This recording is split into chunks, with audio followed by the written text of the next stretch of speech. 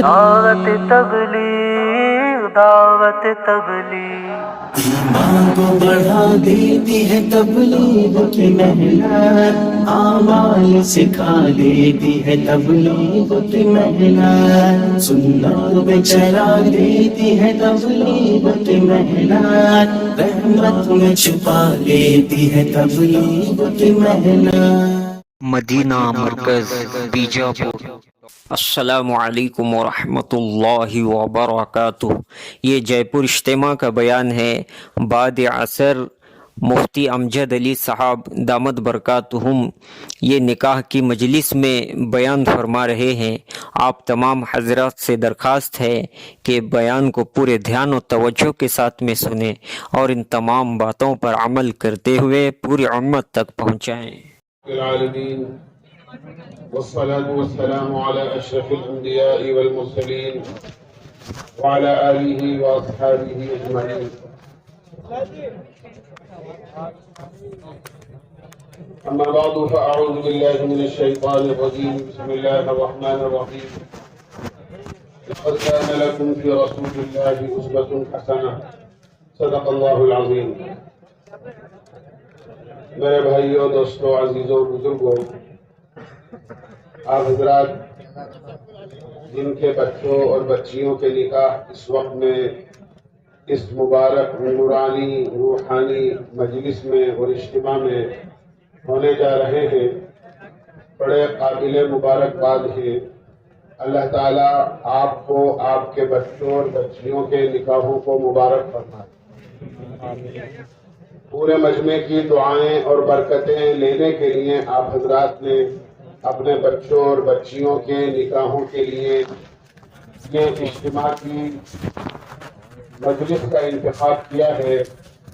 آپ حضرات بہت خوش نصیب ہیں۔ آقا مدنی سرکار دو عالم صلی اللہ علیہ وسلم معلم بن کر تشریف لائے ہیں پوری دنیا کے انسانوں کے لیے۔ آپ نے فرمایا بعثت معلما، میں معلم بنا کر بھیجا گیا ہوں۔ ایک جگہ آپ نے فرمایا انا لکم مثل الوالد لولدہ اعلمکم، میں تمہارے لیے مثل باپ کے ہوں، جیسے بیٹوں کے لیے اور اولاد کے لیے باپ ہوتا ہے، اور میں تمہیں سکھاتا ہوں۔ آپ نے ہمیں پورا مکمل دین سکھایا ہے۔ بچے کے پیدا ہونے سے لے کر نہیں بلکہ بچے کی جب ابتدا ماں کے پیٹ میں ہوتی ہے اس وقت سے لے کر قبر کے گڑھے اور قبر میں دفن کیے جانے تک جو کچھ انسان کی زندگی پر حالات گزرتے ہیں، اللہ کے نبی نے ہر حال کا دین ہمیں سکھایا ہے۔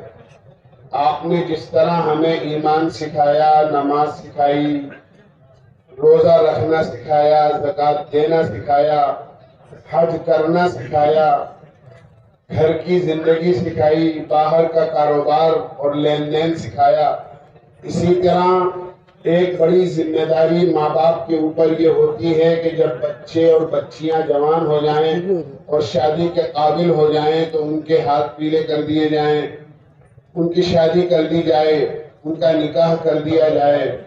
یہ ایک ماں باپ پر بڑی ذمہ داری ہوتی ہے۔ اس کا دین بھی اللہ کے نبی علیہ السلام نے ہمیں سکھایا ہے۔ شادی کا سب سے بڑا دین، ہمیں یہ یاد رکھنا چاہیے کہ سادگی اور کم خرچ کے ساتھ شادی ہے۔ اللہ کے نبی علیہ السلام نے ارشاد فرمایا اعظم النکاح برکتاً ایسرہ ممونہ، سب سے زیادہ بابرکت شادی وہ ہے جس میں زیر باری بوجھ لڑکے والوں پر ہو یا لڑکی والوں پر ہو۔ سب سے کم بوجھ خرچے کا جب جس شادی میں ہوتا ہے وہ شادی سب سے زیادہ قابل مبارکباد ہوا کرتی ہے۔ ہمیں یاد رکھنا چاہیے کچھ مراحل شادی کے نکاح سے پہلے کے ہوتے ہیں، کوئی اسی طرح شادی کے موقع کا ایک مرحلہ ہوتا ہے، کچھ ایام نکاح اور شادی کے بعد کے ہوتے ہیں۔ شادی سے پہلے کا جو مرحلہ ہوتا ہے وہ بچوں اور بچیوں کے رشتے تلاش کرنے کا ہوتا ہے کہ بچہ جوان ہو گیا، بچی جوان ہو گئی، ان کی شادی کرنا ہے تو بچے کے لیے کیسی بچی ہونی چاہیے اور اسی طرح بچی کے لیے کیسا بچہ ہونا چاہیے۔ اللہ کے نبی علیہ السلام نے یہ چیز بھی ہمیں بتائی ہے اور یہ چیز بھی ہمیں سکھائی ہے۔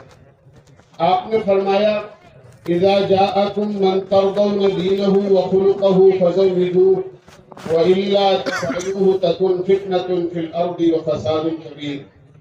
جب تمہارے یہاں کوئی رشتہ آئے، کسی کا پیغام آئے تو آنے والے کو یہ دیکھ لو کہ آنے والے شرافت میں کیسے ہیں، اخلاق میں کیسے ہیں، دینداری میں کیسے ہیں۔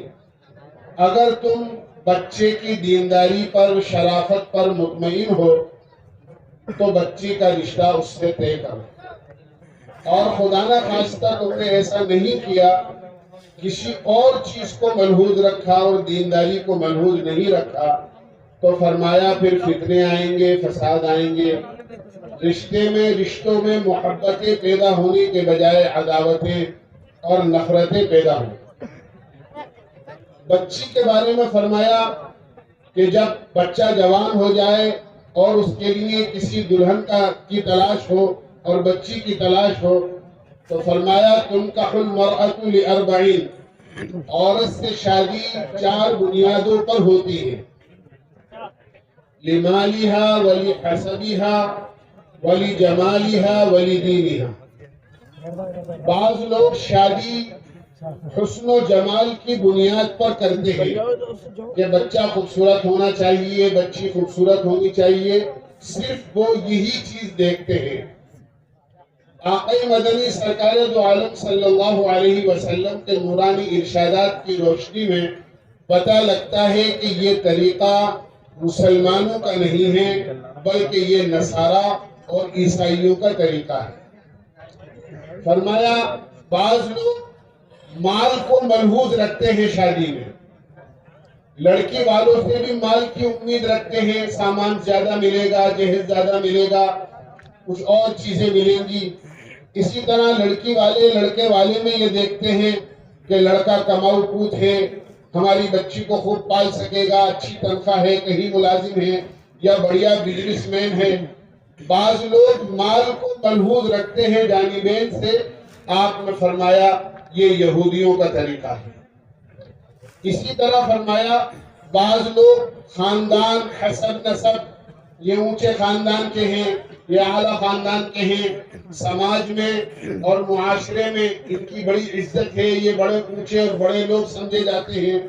فرمایا اس بنیاد پر شادی کرنا، حسب نسب کی بنیاد پر، فرمایا یہ زمانے جاہلیت کا طریقہ ہے۔ مدینہ مرکز بیجاپور.com۔ چوتھی چیز آپ نے فرمائی کہ ایک دین کی بنیاد پر شادی کی جاتی ہے، شرافت کی بنیاد پر شادی کی جاتی ہے، حیا اور پاک دامنی کی بنیاد پر شادی کی جاتی ہے۔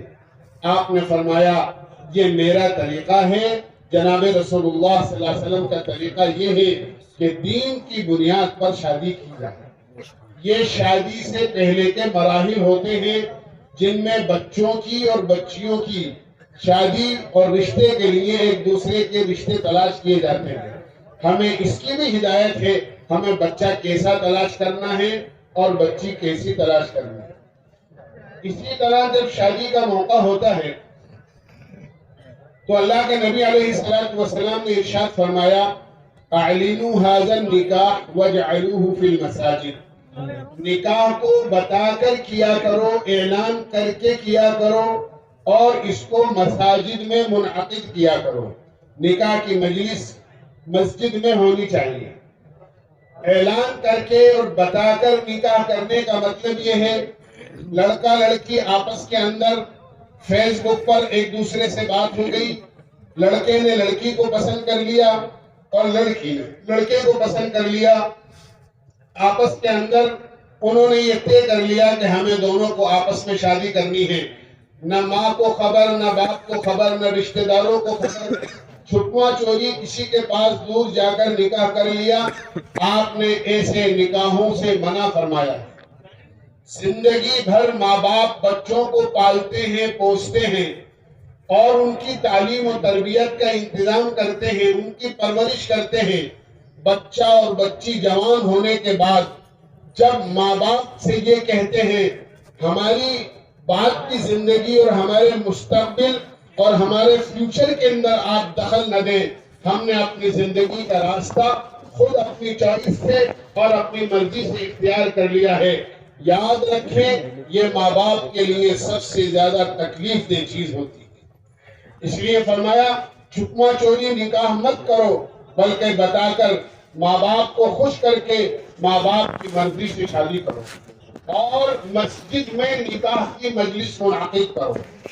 مجلس میں عام طور سے لوگ نماز کے اندر آتے ہیں اور نماز میں مجمع موجود ہوتا ہی ہے، وہاں آ جائیں اور آنے کے بعد میں کسی بھی نماز کے بعد میں نکاح ہو جائے، لڑکی والے بھی آ جائیں، لڑکے والے بھی آ جائیں اور مسجد میں نکاح منعقد ہو جائے۔ مسجد میں نکاح منعقد کرنے اور نکاح کرنے میں بڑی مصلحت یہ ہے کہ نکاح ایک عبادت ہے، اور عبادت کا سب سے اونچا اور سب سے افضل جو مقام ہے وہ اللہ کا گھر اور مسجد ہے، لہذا اس عبادت کو بھی مسجد میں کرنا زیادہ بہتر اور افضل ہے۔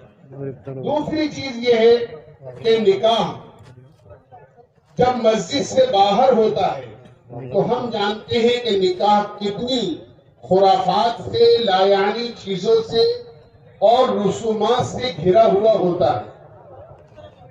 خاص طور سے دولہا کے آس پاس کا جو منظر ہوتا ہے، سنجیدہ اور سمجھدار آدمی تو ہمت ہی نہیں کر پاتا ہے کہ وہ دولہا کے پاس تخت پر جا کر بیٹھے، اس کے دوست احباب اس کے قریب بیٹھے ہوتے ہیں، اور اگر وہ کسی گھوڑے یا گھوڑی پر بیٹھ کر آیا ہے اور وہ تخت کے پاس آ کر گھوڑے یا گھوڑی سے اترا ہے تو وہ دوستوں کے سارے جوتے اس گھوڑے کی لید میں بھرے ہوئے ہوتے ہیں، اور وہ سفید چادر جو اس وقت میں تخت پر بچھائی جاتی ہے وہ سب ان جوتوں کے ساتھ اس چادر پر چڑھتے ہیں اور پوری چادر ناپاک ہو جاتی ہے۔ ان بیٹھنے والوں کو ذرا بھی اس بات کا شعور نہیں ہوتا کہ ہم کیا کر رہے ہیں، چادر کتنی ناپاک ہو گئی ہے، ہمارے کپڑوں کا کیا حشر ہوگا، اور اگر کوئی نمازی پاک کپڑے والا آ کر اس چادر پر بیٹھے گا تو اس کے کپڑوں کا کیا حشر ہوگا۔ اور پھر بے شعوری کی بات یہ ہوتی ہے کہ کوئی نکاح پڑھانے کے لیے حافظ صاحب، مولوی صاحب، قاری صاحب، قاضی صاحب آئے تو بڑے اکرام کے ساتھ کہتے ہیں آئیے تشریف رکھیے، یعنی جہاں آپ کا جوتا گھسا گیا ہے اور جہاں پر وہ گوبر کے نشانات ہیں، آپ اور جوتے پہن کر آپ بیٹھے ہوئے ہیں، وہاں مولوی صاحب سے کہہ رہے ہیں آئیے تشریف رکھیے، اس کے ساتھ بیٹھیے، تشریف رکھیے۔ یہ احساس بھی ختم ہو جاتا ہے کہ اگر کوئی ناپاکی کسی امام کے کپڑوں پر لگ گئی اور خدا نہ خواستہ انہوں نے انہی کپڑوں سے جا کر مسجد میں نماز پڑھا دی، بے دہانی کے اندر انہیں یاد نہیں رہا، تو کتنے ان کے پیچھے نماز پڑھنے والوں کی نماز خراب ہو۔ یہ تو میں نے ایک مثال دی ہے، ورنہ آج نکاح اتنا بے حیثیت ہوتا جا رہا ہے کہ آپ دیکھیے شادی کے موقع پر مہینوں پہلے، دنوں پہلے ہر چیز کا نظم طے ہوتا ہے، شادی کہاں کرنی ہے، کون سے گارڈن میں کرنی ہے، کھانا کس سے بنوانا ہے، برتن کہاں سے منگوانے ہیں، کھانا کھلانے کے لیے گھر کے آدمی کھلائیں گے یا ویٹر بلائے جائیں گے، کھانے کے دعوت نامے اور شادی کے دعوت نامے کون تقسیم کرے گا، اس کو باقاعدہ پسند کرایا جاتا ہے۔ آپ دیکھیے ہر چیز کے لیے آدمی طے ہوتے ہیں، لیکن نکاح میں جن چیزوں کی ضرورت پیش آتی ہے اس کے لیے کوئی چیز طے نہیں ہوتی ہے۔ اور یہ منظر تو اس وقت سامنے آتا ہے اور دیکھنے کے قابل ہوتا ہے جب قاضی صاحب تخت پر آ کر بیٹھ جاتے ہیں اور جب وہ یہ کہتے ہیں بتائیے صاحب اس نکاح کا گواہ کون ہے اور اس نکاح کا وکیل کون ہے۔ اب وہ منظر دیکھنے کا ہوتا ہے، آئیے بھائی ان کو لے لو، آپ بن جاؤ، بھائی ان کو لے لو، بھائی آپ آ جاؤ، وہ فلاں صاحب کو بلا لو۔ ایک عجیب کھیل ہوتا ہے کوئی کہہ رہا ہے میں نہیں بن سکوں گا، کوئی کہتا ہے ان کو لے لو، کوئی کہتا ہے ان کو لے لو، کوئی کہتا ہے ان کو گواہ بنا دو. یعنی آپ دیکھیے کہ نکاح اتنا بے حیثیت ہو گیا ہے کہ ہم نے ہر چیز کے آدمی طے کرے، لیکن اپنے بچے اور بچیوں کی شادی کے لیے یہ طے نہیں کیا کہ اس کا وکیل تو کون ہوگا اور ہمارے بچوں کی شادی میں گواہ کون ہوگا، تاکہ موقع پر وہ موجود رہیں اور موقع پر آسانی کے ساتھ نکاح نامے میں ان کے نام درج کر لیے. اس طرح کی بدنظمیاں اور بے نظمیاں ایک نہیں بلکہ کئی قسم کی ہوتی ہیں.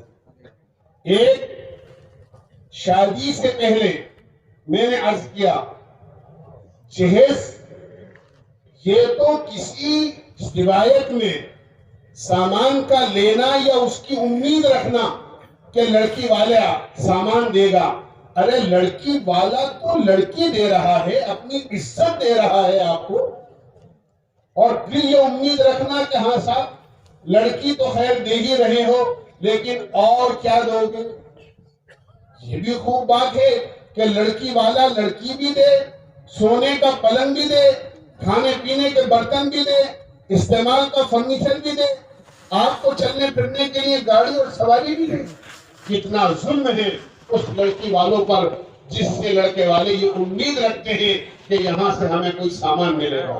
اور دلیل اس بات کی دیتے ہیں کہ اللہ کے نبی علیہ السلام کی صاحبزادی حضرت فاطمہ کو بھی اللہ کے نبی نے سامان دیا تھا.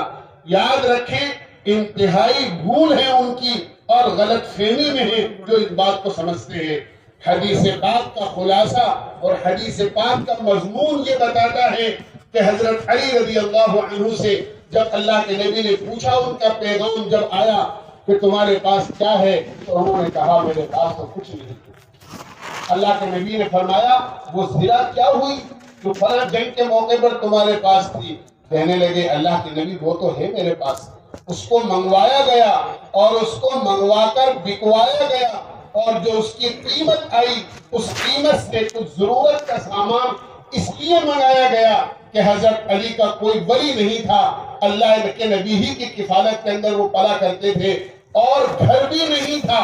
ایک صحابی نے کہا میرے 2 گھر ہیں، ایک میں رہتا ہوں، ایک گھر خالی پڑا ہوا ہے. کیا ہی اچھا ہو کہ علی اور فاطمہ رضی اللہ عنہما دونوں یہ اس مکان کے اندر رہ لیں. چونکہ نہ گھر تھا نہ در تھا، وہاں سامان کی ضرورت تھی. حضرت علی کی زرا بکوا کر جو پیسے آئے اسی کا سامان گرہستی کا کچھ منگایا گیا. ایک چکی تھی، ایک بچھونا تھا، اور کوئی مشک تھی، اور کچھ اور سامان تھا، اور کچھ خوشبو تھی. لوگ یہ سمجھتے ہیں کہ اللہ کے نبی نے اپنی جیب خاص سے منگوایا. ہرگز ایسا نہیں کیا. دولہا ہی کے پیسے تھے جن کا یہ سامان منگایا گیا تھا. لہذا اگر کوئی سمجھتا ہے کہ باپ کے لیے جہیز دینا ضروری ہے تو یہ ہرگز مناسب نہیں ہے. اس سے زیادہ پریشانی کی چیز یہ ہے کہ باقاعدہ شادی کے موقع پر جہیز دکھانے کا ایک رواج پڑ گیا ہے. یا 2 دن یا 3 دن پہلے باقاعدہ جہیز دینے کا ایک رواج کہ آج جہیز دیا جا رہا ہے، دعوت ہو رہی ہے، لڑکے والے جہیز لینے آ رہے ہیں. باقاعدہ محلے کے لوگوں کو بتایا جا رہا ہے جہیز پھیلا کر کہ دیکھیے ہم نے اپنی بچی کو یہ سامان دیا ہے اور ہماری بچی یہ سامان لے کر جا رہی ہے.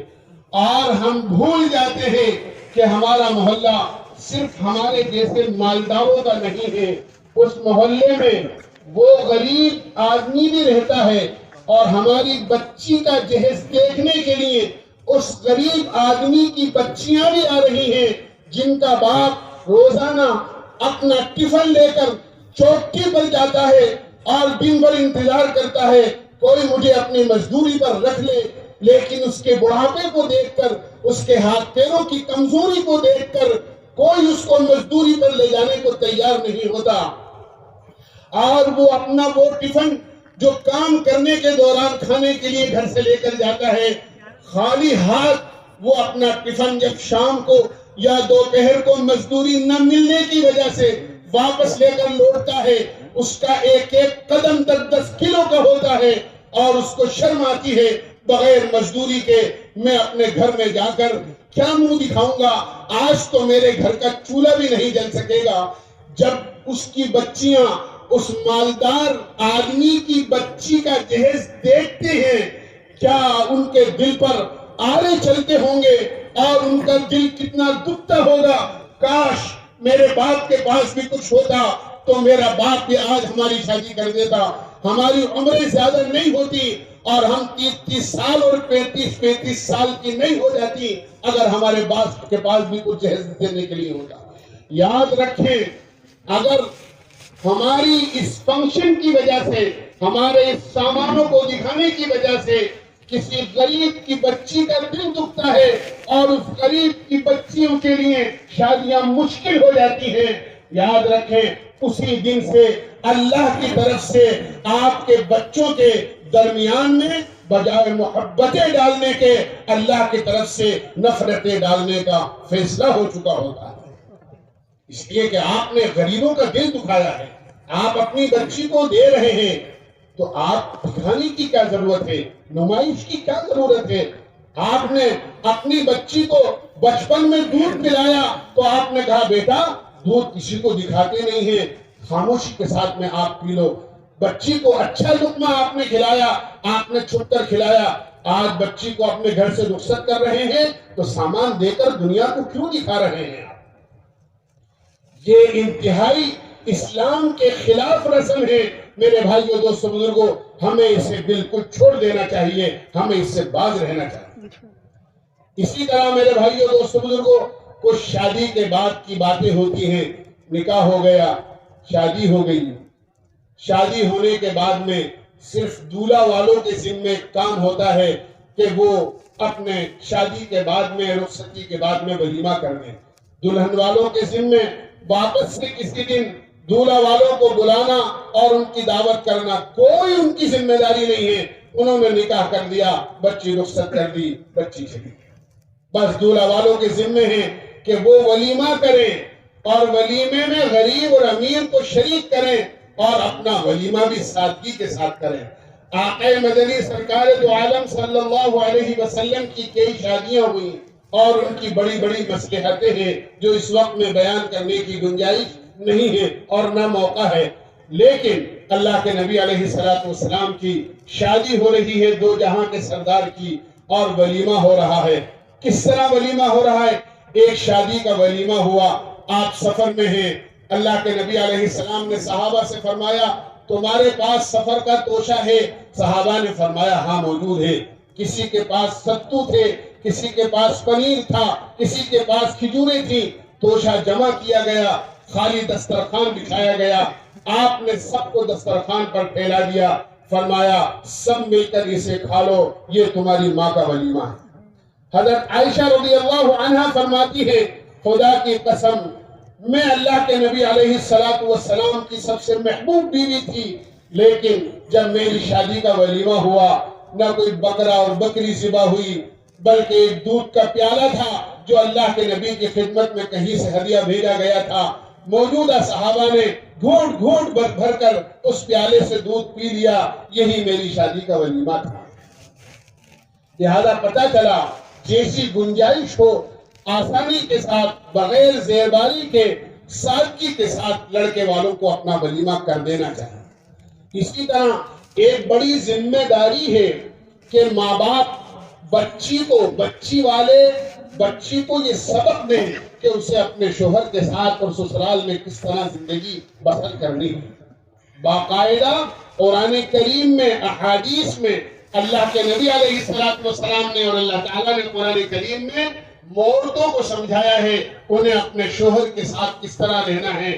آپ نے مردوں کو سمجھایا ہے کہ مردوں کو اپنی بیویوں کو کس طرح رکھنا ہے۔ جب ایک دوسرے کے حقوق سے واقف ہوتا ہے تو زندگی بڑی اچھی خوشگوار گزرتی ہے، اس لیے کہ دونوں دیندار ہوتے ہیں، دونوں ایک دوسرے کے حقوق کی ادائیگی کی فکر کرتے ہیں۔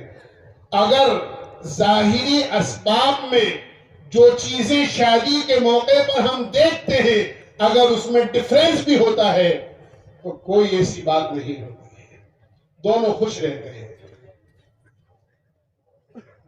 ایک بہت بڑے بزرگ گزرے ہیں، بڑے عالم بھی تھے، انتہائی رنگ کے کالے تھے، ان کی بیوی انتہائی خوبصورت تھی لیکن دونوں دیندار تھے. دونوں کا اللہ نے رشتہ لکھا تھا, رشتہ ہو گیا, شادی ہو گئی. ایک دن دسترخوان پر بیٹھ کر دونوں کھانا کھا رہے تھے. بیوی نے اپنے شوہر سے کہا ہم دونوں جنتی ہیں. شوہر کہنے لگے بے شک بات تو صحیح ہے, ہم جنتی ہیں ایمان والے, لیکن تم نے کس بنیاد پر کہا؟ کہنے لگی جب آپ مجھے دیکھتے ہیں تو اللہ نے مجھ جیسی خوبصورت بیوی آپ کو عطا فرمائی. آپ مجھے دیکھ کر اللہ کا شکر ادا کرتے ہیں, اے اللہ میں رنگ کا کالا ہوں لیکن آپ نے مجھے اتنی خوبصورت بیوی دی ہے. اور جب میں آپ کو دیکھتی ہوں تو میں صبر کرتی ہوں, اللہ نے میرا رشتہ آپ کے ساتھ لکھا تھا. اور شکر کرنے والا بھی جنت میں ہے اور صبر کرنے والا بھی جنت میں.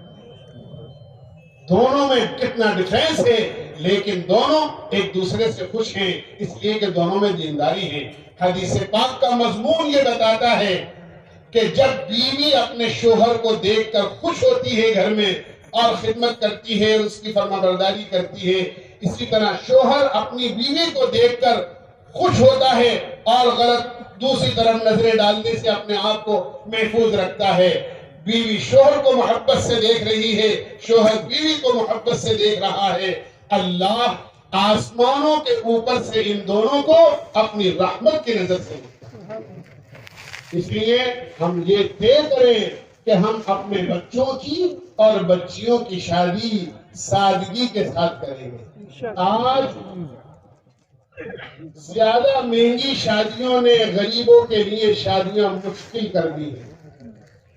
کیا میں آپ سے عرض کروں, ایک ہوٹل سے کچھ مسلمان نوجوان لڑکیاں نامناسب حالت میں نامناسب غیر شرعی کام کرتے ہوئے پکڑی گئی.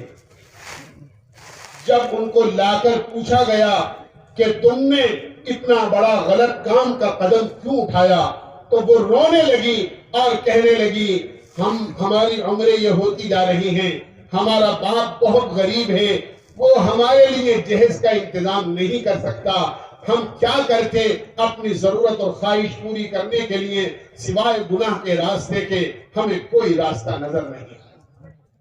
جب اس ٹیم نے جنہوں نے ان کو پکڑا تھا اور یہ سوال کیا تھا, ان سے پوچھا تم کس محلے میں رہتی ہو, کس بستی میں رہتی ہو, اس بستی میں جا کر انہوں نے دیکھا کہ یہ کن لوگوں کی بستی ہے.